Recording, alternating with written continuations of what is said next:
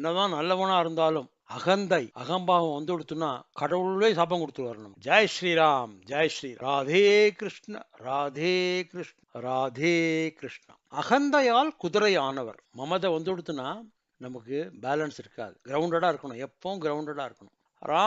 ராவண யுத்தம் முடிஞ்சது. ராமர் திரும்பி வந்துட்டார், அயோத்திய ராஜா ஆயிட்டார். அப்ப அவர் ஒரு தினம் அஸ்வமேத யாகம் பண்றார். யாகத்தோட முடிஞ்சிருத்தோன்னு குலகுரு வசிஷ்டர், சேவனர், இன்னும் நிறைய ரிஷிகள், பெரிய ரிஷிகள்லாம் அவளுக்கெல்லாம் நமஸ்காரம் பண்ணி அவளுக்கெல்லாம் மரியாதை பண்ணு. நாட்டின் பல பாகங்களிலிருந்து 64 அரசர்கள் தங்கள் ராணிகளுடன் யாகத்திற்கு வந்திருந்தார்கள். அவர்கள் அனைவரும் அஸ்வமேத யாக குதிரைக்கு அபிஷேகம் செய்தார். அவர்கள் அனைவரும் அஸ்வமேத யாக குதிரைக்கு அபிஷேகம் செய்தார். அதைத் தொடர்ந்து லக்ஷ்மணன் ஊர்மிளா, பரதன் மாண்டவி, சத்ருக்னன் ஸ்ருதகீர்த்தி போன்றவர்களும் அந்த யாக குதிரைக்கு அபிஷேகம் செய்தார். கடைசியாக ராமர் குதிரைக்கு அபிஷேகம் செய்ய ஆரம்பித்தார். இதுல ரெண்டு விஷயம் தெரிஞ்சுக்கணும். இப்ப இந்த ராமர் அஸ்வமேத யாகம் பண்றார் ராஜா ஆனப்புறம் அப்படின்னா, அந்த சீதை மேல அந்த வண்ணா கதை சொல்லி வண்ணா மேல சந்தேகப்படுறான்னு சொல்லி ராமர் சீதையை காட்டுக்கு அனுப்பிச்சுட்டார். அதனாலதான் ராமர் மட்டும் சொல்லியிருக்காரு. ரெண்டாவது, ஒரு வித்தியாசம் பார்க்கணும். நம்ம மனுஷாளுக்குள்ள ஒரு அகம்பாவத்தை பார்க்கணும். இப்ப நம்ம என்ன பண்றோம், கோவில்ல இல்ல எங்க ஒரு ஃபங்க்ஷன்லயுமே இருக்கிறதுலே பெரிய மனுஷன், பணக்காரன், நிறைய கைங்கரியம் பண்றவன், அவளுக்கு தான் நம்ம முதல் மரியாதை பண்ணணும். அவளை விட்டு தான் ஒரு காரியம் பண்ண சொல்றோம், ஒரு அபிஷேகமோ ஒரு மாலை போடுறதோ. பட் இங்க எப்படி இருக்கு பாருங்க. முதல்ல வந்திருக்கிறவாள்லாம் மக்கள் பண்றா, அதுக்கப்புறம் வந்திருக்கிற ராஜாக்கள் ராணிகள்லாம் பண்றா, அதுக்கப்புறம் ராமரோட தம்பிகள் லக்ஷ்மணன் பரதன் சத்ருகுணன் பண்ணின அப்புறமா கடைசியா ராமர் குதிரைக்கு அபிஷேகம் செய்யறார். பாருங்க எவ்வளவு தூரத்துக்கு ஒருத்தர் கிரவுண்டடா இருக்கணுங்கிறது இந்த ஒரு ஒரு ஆக்டிவிட்டியில நமக்கு புரிஞ்சுக்கலாம். அப்ப அவர் ராமர் அந்த குதிரைக்கு அபிஷேகம் பண்ணின உடனே ராமரோட கை அந்த குதிரை மேல பட்டும் இல்லையா, பட்ட உடனே அந்த குதிரை என்னாச்சு, ஒரு தேவ புருஷனா டிரான்ஸ்ஃபார்ம் ஆயிடுது. ஒரு மனுஷனா, ஒரு கந்தர்வ மாதிரி வந்துட்டான். அந்த தேவ புருஷன் ராமரை பக்தியுடன் கைகூப்பி வணங்கினான். குதிரை தேவ புருஷனாக மாறியதை பார்த்து அங்கிருந்தவர்கள் எல்லோரும் ஆச்சரியப்பட்டார்கள். தன்னை வணங்கிய தேவ புருஷனிடம் ராமபிரான் நீங்கள் யார் என்று வினவினார். தேவபுருஷன் பக்தியுடன் கைகூப்பி வணங்கிய நிலையில்,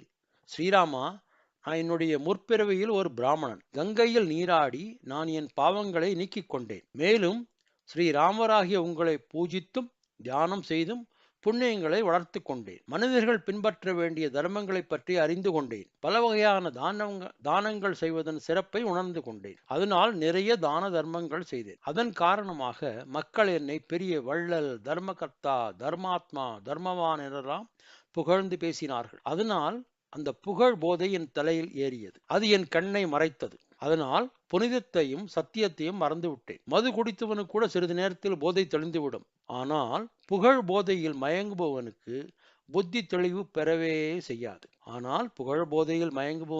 புத்தி தெளிவு பெறவே செய்யாது. எனவே நான் புண்ணியம் சம்பாதிக்க வேண்டும், உலக நன்மைக்காக அறச்செயல் செய்ய வேண்டும் என்பதை மறந்து மக்கள் என்னை பாராட்ட வேண்டும் என்பதற்காகவே தான தர்மங்கள் செய்ய ஆரம்பித்தேன். அதுவரையில் எளிமையாக வாழ்ந்த நான் ஆடம்பரமாகவும் வாழ ஆரம்பித்தேன். அத்துடன் உலகமே புகழும் வகையில் ஒரு பெரிய யாகம் செய்ய வேண்டும் என்று நினைத்தேன். நான் நினைத்தபடியே பெரிய அளவில் முயற்சிகள் செய்து யாகம் செய்ய ஆரம்பித்தேன். எந்த நேரத்தில் என்ன நடக்கும் என்று யாரும் சொல்ல முடியாது. கர்ம வினையிலிருந்து யாரும் தப்பவும் முடியாது. விதி வழி மதி செல்கிறது. விதியை மதியால் வெல்லலாம் இல்ல, விதி எப்படி இருக்கோ அந்த வழியில தான் மதி போகும். விதியை வெல்ல முடியாது. உலக நன்மைக்காக செய்ய வேண்டிய யாகத்தை மற்றவர்கள் என்னை பாராட்ட வேண்டும் என்று செய்து கொண்டிருந்தேன். அந்த சமயத்தில் என் அருகில் ஒருவர் வந்து, துர்வாச முனிவர் யாகம் நடைபெறும் இடத்திற்கு வந்து கொண்டிருக்கிறார் என்று தெரிவித்தார். அதை கேட்டதும் நான் துர்வாச முனிவரை வணங்கி வரவேற்று உரிய மரியாதைகளுடன் யாகசாலைக்கு அழைத்து வந்திருக்க வேண்டும். ஆனால் அப்போது நான் பெரிய யாகம் நான் நடத்துகிறேன் என்ற அகங்காரத்தில் அவர் வருகையை பொருட்படுத்தவே இல்லை. துர்வாச முனிவர் யாகசாலைக்குள் வந்தார். அங்கு அவரை வரவேற்பதற்கு யாரும் இல்லை. யாகம் நடத்துபவர் இல்லை என்பதை தெரிந்து கொண்டார். கோபக்காரனார். அவர் தான் பயங்கர கோபக்காரன், முழுக்கன கோபம் வந்துடும். கோபக்காரரான அவர் யாகத்தை நான் தான் நடத்துகிறேன் என்பதை தெரிந்து கொண்டு என் ஆடம்பரத்திற்கு சரியான அடி கொடுத்தார். என்னை நோக்கி, உனக்கு ஆணவம் தலைக்கேறி இருக்கிறது, அதனால் தான் நீ உன்னைப் போல் இப்படி ஒரு யாகத்தை வேறு யாரால் செய்ய முடியும் என்று நினைக்கிறாய். அதுதான் குதிரை போன்று மதர்த்து நிற்கிறாய், அதனால் நீ ஒரு குதிரையாக மாறுவாய் என்று சாபம் கொடுத்தார். அதை கேட்டு நான் பயந்து விட்டேன். என்னுடைய அகந்தை என்ற பெரிய காடு அவரது சாபம் என்ற காட்டு தீயில் எரிந்து சாம்பலாகிவிட்டது.